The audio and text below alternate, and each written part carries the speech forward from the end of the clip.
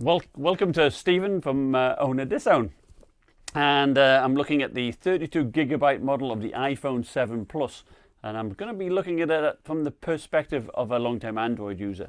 Now, I'm not an Apple hater by any means. I just, started using Android, and that was it really.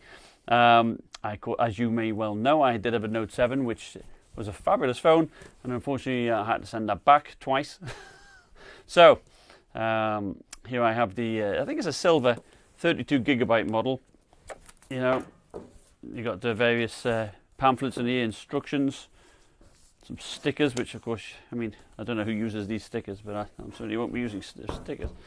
Apple always package their phones really nicely, and it's, feels like a premium device. All right, you've got the power charger, you've got some earphones here, and the cable. So that's about it, but we'll take a good look at it, and we'll see how it works. Thank you. So let's take a quick look at the specs. I don't want to bore you with lots of facts and figures, but it's available in 5 different colors. There's rose gold, gold, silver, black, and jet black. The jet black is available in 128GB and the 256GB only. The dimensions of the 7 Plus are pretty much identical to the 6 Plus, so there's not much difference there. And same size screen, same pretty much everything there. The only difference coming from would be the chip, the A10 chip, the splash water resistance, which is IP67, so that's up to 3 feet for 30 minutes. The camera has been beefed up. There's a 12 megapixel camera on it, but there's also a telephoto lens allowing up to 2 times optical zoom, and a digital zoom of up to 10 times doing photos, and when doing videos you can do a digital zoom up to 5 times. There's optical image stabilization when shooting video, so that is great. And also it's got excellent true tone flash, and I'll show you some pictures of that. You can do 4K video recording at 30 frames per second. For those that like to do slow-mo video, you can do 1080p at 120 frames per second, or 720p at 240 frames per second. And the FaceTime camera is a very good camera. It's a 7 megapixel camera. For photos, and 1080p for video recording, and it's got a retina flash, body and face detection, and auto image stabilization. One thing I didn't realize was the environmental requirements. You can't use it when it's really hot, perhaps in your windshield above 95 degrees Fahrenheit, and or even really cold. So if you're in Alaska or somewhere, it could be a bit tough to use there. Yeah, get embedded in a certain operating system. You buy all the apps, and you get the calendars and emails and all this type of stuff. It is a nice phone. It's got an aluminum construction. It's made out of 7000 series, so the bend gate situation won't happen. 7000 series is stronger grade, used mainly for aircraft. So it's nice and smooth. One disadvantage, of course, with it being smooth, it'll slide off your leg if you're using it as a GPS, so you better use one of those mounts. In terms of dimensions, it's bigger than the Note 7 was, but yet has a smaller screen. It's got a 5.5-inch screen, uses an LCD screen rather than Super AMOLED. But the screen is bright, it's crisp. I do like it. It's got rounded corners. It's got 2 speakers, one at the top and one firing at the bottom. The other gap where the headphone jack used to be, I believe, is used for detecting barometric pressures. So yeah, I like the speaker volume on this. It's loud. It's got 2 speakers. It's got one at the bottom and one coming out the earpiece. With the GTX 1070 in it, and that was a good machine. Had some shortcomings in it. So I also like that there was minimal bloatware on this. I'm in with T-Mobile, and typically you'll get all kinds of T-Mobile nonsense in there, and it's easy to remove a lot of the stuff on here. So I do like that. It was clean. That was nice. It is encrypted, and you can do lots of other functions. You can take a photograph of you. You know, you can switch around. You can switch the camera and take a picture of yourself and email it to whoever you want to do. You can take a picture from the library. You can press on the heart symbol, and you can you've got to be careful who you send it to you. There's some demos I did already, but basically you press on the heart, and you got various functions here at the bottom. 2 fingers sends a heartbeat. You've also got various things here you can do, like animated GIFs, I suppose, or whatnot. You can go to the store and you can do all this stuff. Really, personally, I think it's all a bit nonsense, but you know, people like this stuff. So there you go. You can do all that as well. You can also draw. Actually, let's have a look. If you want to do an S, you can change colours and send that. The iPhone has finally caught up to its Android competition by being water resistant, 3 feet for 30 minutes. Ideal if you get caught in the shower or drop it down the toilet. They do recommend that you let the lightning port dry out for 5 hours before charging it though. One thing I do like is the lift to turn on feature. That's good. And I like that if you do that, you want to take a quick photograph, you can just swipe to the right, and there you go, you got the camera. So when you're in the camera, this is obviously my messy work area. You got a 1x, 2x optical zoom, and that's in video, and it also applies in photos. And that's optical zoom, so that's fantastic. So very clear. It has a double lens, yeah, so you can do depth of field photography, which is nice. And I think their plans, long-term plans, is to have augmented reality. So it's pretty well future-proof for that. So that is awesome. So in this example, on the left, we have the focus on the tree in the background. And on the right, switching the focus to the game box in the foreground. Notice the tree is slightly blurry. So taking video without the flash is very lifelike. This is what the room looked like. It is dark. Now turning on the flash, look at that. What a difference that makes. And look at the colours on that board. Very realistic, very good. So in this example on the left, we have the camera with no flash. Very good colours. Very good. And on the right, with the flash. It's fantastic, isn't it? So here we have 2x optical zoom with the optical image stabilization. You see how clear it is. Then we switch to digital zoom, and you can see, you know, it's not the same resolution at all, and it's not very stable. But that optical zoom is fantastic. The front-facing camera produces some good colours, good resolution. I like it. It's very nice. Perhaps the field of view isn't as big as some other phones, but produces a good shot. One thing I liked about Android are the widgets, which you can configure on the home screen. Now, iOS 10 has them here to the left-hand side. You swipe, which are nice. You can edit them to some degree, I say. Now, you see the calendar there has got no events. That's because, you know, being an Android user, I'm using the Google Calendar. I don't have anything in the Apple Calendar. So, yeah, I can open that up here. And I've got, you know, everything listed, and I share it with my wife, who also has an Android. What I would like to be able to do is have that here as a widget, but you can't. But you can have like a compass and flashlight, so quick things here, which are always quite nice. I do like swiping up from the bottom. You get what's called the control center, where you can quickly do airplane mode, change the Wi-Fi and Bluetooth, activate like a night shift mode, so it's not so painful on the eyes, alter the brightness, quick launch options for, you know, the flashlight, clock, calculator, and the camera. So you can operate the camera fairly quickly that way. From the top, you can drag down and get your notification center, just like an Android.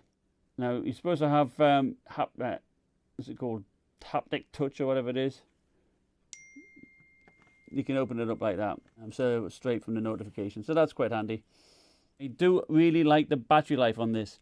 I have squeaked out 2.5 days worth of usage, but on the normal usage, 2 days is no problem. I love that. That's fantastic. And I think the main driver for that is the very lean operating system compared to Android. That is very good. The panel, as I said, is LCD, so that does consume more power than Super AMOLED. And at some point they may switch to that. In which case, battery life you can see probably 3 days. So I think it's unparalleled, that really. The battery size is 2,900 milliamps, which is quite a size, but it's still smaller than the Android one. So it just shows how efficient the operating system is there. So I'm very impressed with that. I say I like the screen. The colors are good.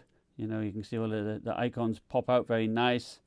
I like the speed of the machine. That is fantastic. Although the Note 7 wasn't sluggish by any means, there would be the odd hiccup. I very rarely see any hiccup here. You can open and close apps quick. So triple pressing the home key brings you to a magnifying mode using the camera. So that's I think that's quite a neat little feature. I like that. So double pressing it brings up that. Triple pressing it brings up the magnifier. And a long press brings up Siri. And Siri is very... There we are. Here's what I found on the web for long dress. See, long dress. There you go. Very responsive. I like it. I do like Siri. Perhaps not as detailed as Google Now. Google Now would, if you ask for a search and Google would read what the text would say, while Siri typically just takes you to the web page and you have to read it. But still, that's not a big deal. You can use Siri to navigate to various apps, like, for example, hey Siri, open WhatsApp. There you go. Call quality seemed to be fairly clear. Here's a recording I left myself. Hopefully, Stephen, you can hear me nice and clearly. Thank you. Now, moving on to what I don't like. It's expensive. This is a 32GB model, and it's expensive. No upgradable memory card or anything like that, so it's another way of getting you to buy higher-end models. Non-removable battery, but that seems to be the norm these days. But the battery does last a long time, so that is a plus. It's a 5.5-inch screen, but the S7 Edge from Samsung is smaller with a same size screen. It would be nice to have an edge-to-edge display, and a little bit smaller at the top and bottoms. Certainly, it's if you're wearing jeans, it sticks out the top of your jeans a bit. Double tapping brings you up the apps you're using. And you can close them down by swiping to the top, which is nice. But there's no option to close them all down, none at all. In Android, there is an option to press one, close them all. So that is a shame. Let me see if I can start typing a message. Right. Oh, written nonsense, right? You can shake it to undo the typing. Okay, undo. I don't like that. It's easier just to press the back button, but so I think that's a bit of a waste. But that's that. I did like on the Android phones that you've got a physical back button. I'm always looking for a back button, so I do miss that. And also the button that is a bit like a right click on the computer to give you extra options. That's nice to have. You don't have that here. I think that's what the 3D Touch was supposed to do, but so I do miss that. I do miss the fact that there's no headphone jack. They do come bundled with a Lightning port adapter, which you can plug into your regular headphones. And I recommend you just keep these then attached to your headphones. But you might have more than one set of headphones, so that's a bit annoying. They do have in the box some headphones which do plug in. But probably most annoying is that if you want to charge your phone and listen to music on the headphones at the same time, you need another dongle with a splitter. And you know what it's like with dongles, you lose them. So that's a bit frustrating. All right, one thing I don't like, or I don't understand, one thing I don't understand is, it may just be me, but when I get a call that's incoming, I'm ringing it now from my other cell phone. Me or Stephen Burgess. There you are. Slide to answer. There's no option to decline the call. I get loads of marketeers, and that's it. I get loads of marketeers, and I want to turn it off. Now I just got to just leave it to ring or whatever. So I don't understand that. That's a basic phone function, and that has mystified me. All right, so to conclude on the iPhone 7 Plus, it's a great phone. I've had it for a week, ever since my Galaxy Note 7 had to go back, and I do like it. I think, you know, I've been a long time Android guy.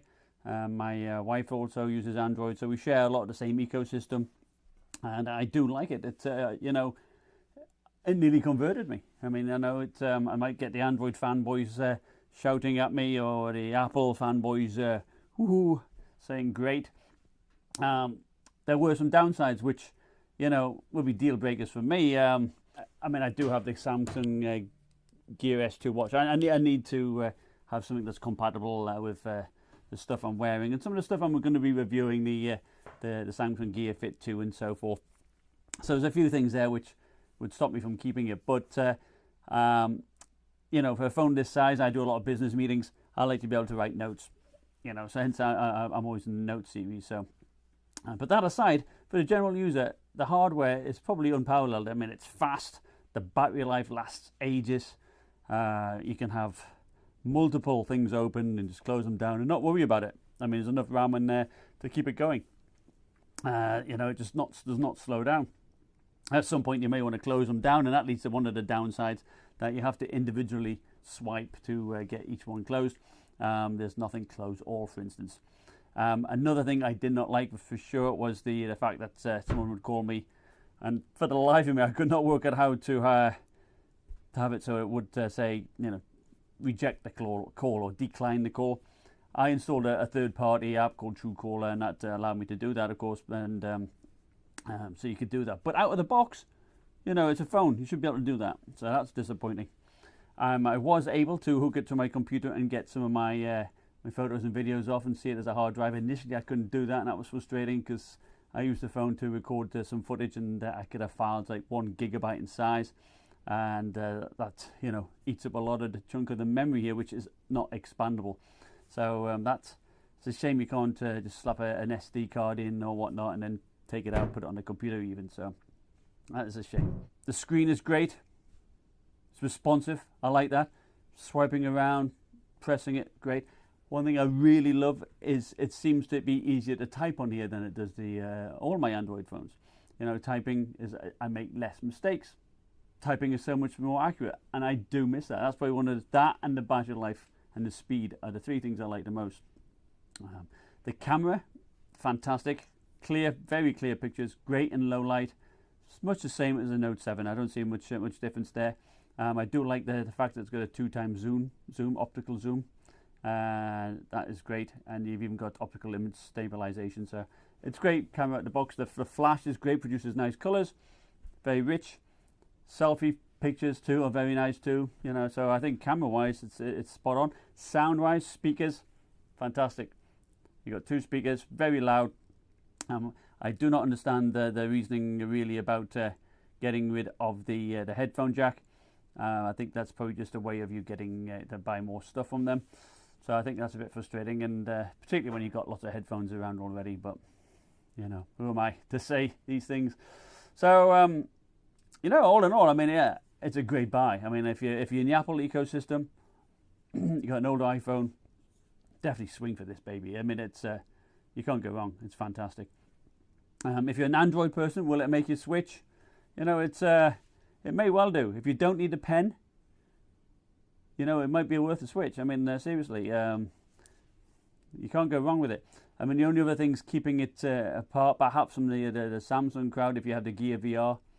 But let's face it, the Note 7's not there anymore. I bought the Gear VR, and you know, that's just collecting dust at the moment. So, you know, I'd be tempted if I was an Android guy and I didn't need a pen. I'd be tempted to make the switch if you can live with iTunes, because you know I've never liked iTunes either. So there you go. Hope you enjoy that. Please give me a thumbs up if you liked my video, and subscribe. Bye now.